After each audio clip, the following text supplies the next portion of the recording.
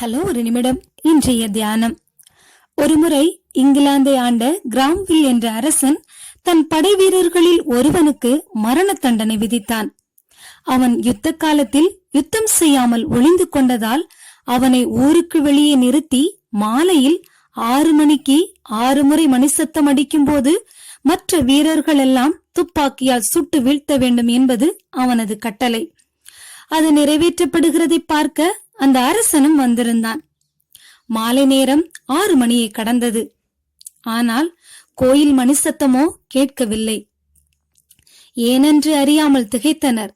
அப்பொழுது தலை தெறிக்க ஒரு பெண் அந்த இடத்தை நோக்கி ஓடி வந்தாள். அவளது கரங்கள் சிதைவடைந்து காணப்பட்டது. ரத்தம் ஒழுகிக் கொண்டிருந்தது.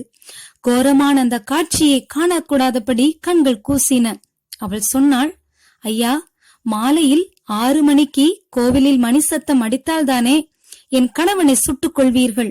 என் கணவனை எப்படியாவது காப்பாற்ற வேண்டும் என்ற நோக்கத்தில் மாலை 6 மணி ஆகும்போது நானே மணிக்கூண்டில் ஏறி மணியின் நடுவில் உள்ள நாக்கை பிடித்துக் கொண்டேன். ஒவ்வொரு மணி அடிக்கும் போதும் என் கரங்கள் அந்த மணிக்கூண்டில் மோதி அடித்து சிதைந்தன. 6 முறை சிதைக்கப்பட்டதால் கரங்களில் ரத்தம் ஒழுகுகிறது. என் காயங்களை கண்டாவது என் கணவனை விடுவியுங்கள் என்று மன்றாடினாள் அந்த ஏழை பெண். காயங்களை கண்ட அந்த அரசன் மனதுருகினான். அவள் கணவனை விடுதலையாக்கினான். ஆம் பிரியமானவர்களே, இயேசுவின் தியாகம் எத்தனை மேன்மையானது! அவர் உனக்காக முள்முடி சூட்டப்பட்டார். உனக்காக அவர் எவ்வளவு ரத்தம் சிந்தினார். உன்னை மேன்மையாய் உயர்த்தும்படியாகவே தன் வெளியேற பெற்ற ரத்தத்தை ஊற்றி கொடுத்தார். நீ அவரது கரத்தில் இருக்கிறாய். அவரது கரத்தில் இருந்து உன்னை யாரும் பறித்துவிட முடியாது. இதோ என் உள்ளங்கைகளில் உன்னை வரைந்து வைத்திருக்கிறேன்.